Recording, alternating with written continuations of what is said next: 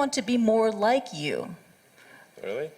So, and you know what, for the fate of humankind, I think it would be great to have more Elon Musks. So what do we need to do to become more like Elon?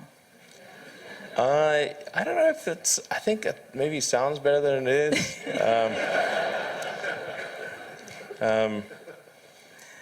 Yeah, I mean, honestly, there's a friend of mine who's got a great saying about creating a company, which is trying to build a company and have it succeed is like eating glass and staring into the abyss. So, I mean, what tends to happen is it's sort of quite exciting for the first several months of starting a company, and then reality sets in. Things don't go as well as planned. Customers aren't signing up. The technology or the product isn't working as well as you thought. And then that can sometimes be compounded by a recession, and it can be very, very painful for several years. So I think, frankly, starting a company, I would advise people to have a high pain tolerance. Yeah.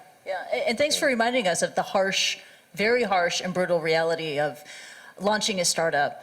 There is that Elon Musk / Tony Stark mystique. People think, you are, Robert Downey Jr. modeled his character, Tony Stark, Iron Man, on you. It's easy, it's fun. You're a superhero titan of industry. But it's really hard. It's really difficult. And it's something that requires perseverance and grit.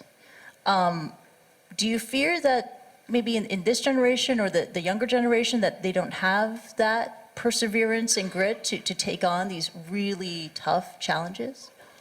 I think some people do. Yeah. But no, I think it is definitely true that, I mean, maybe there are occasionally companies that get created where there's not an extended period of extreme pain, but I'm not aware of very many of such instances. Yeah. But I do think that new great entrepreneurs are born every day, and we'll continue to see amazing companies get built. Yeah, but I would definitely advise people who are starting a company to expect a long period of quite high difficulty. Yeah. But I mean, as long as people stay super focused on creating the absolute best product or service that really delights their end customer, if they stay focused on that, then if you get it such that your customers want you to succeed, then you probably will. All right. You have to focus on the customer and delivering for them. Yeah. Make sure if your customers love you, your odds of success are dramatically higher. Yeah. All the entrepreneurs in this room, they're listening to that message. And we're running out of time, so this is the final question. This is for the budding entrepreneurs in the room who could take an Elon Musk idea and run with it. I mean, quite famously, Hyperloop was the idea that you had to give away because you just don't have enough time to deal with it. What are the other ideas that you have that you would love to see another entrepreneur just take on and go? Well, I think there's a lot of opportunity in general in electrification of transport. So electric aircraft, I think there's a lot of opportunity there. I think in genetics, although that's sort of a thorny area, but I think that's in terms of solving some of the more intransigent diseases. Genetics are really key to solving those. Something that I think people maybe are only beginning to look at is establishing some kind of brain-computer interface. A brain-computer interface. Yeah, at the neuron level. So this is sort of intelligence augmentation as opposed to artificial intelligence. Right. And I think that has a lot of potential.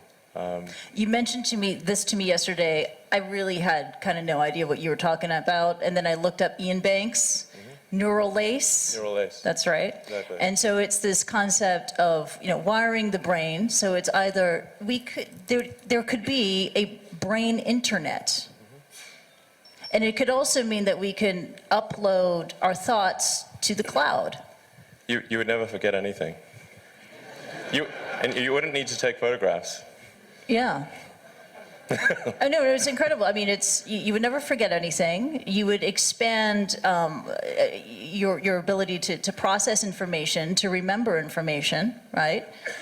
But then when the denial of service attack happens, you gotta watch out for hacking. That could really be awkward. Watch out for that.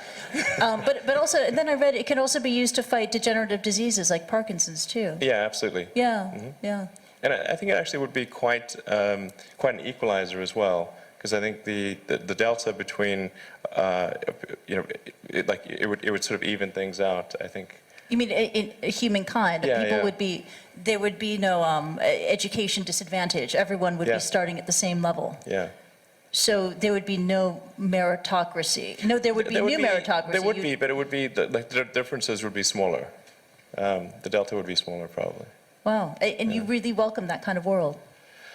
How do I welcome? You asked for predictions. Okay. But predictions are not the same as preferences.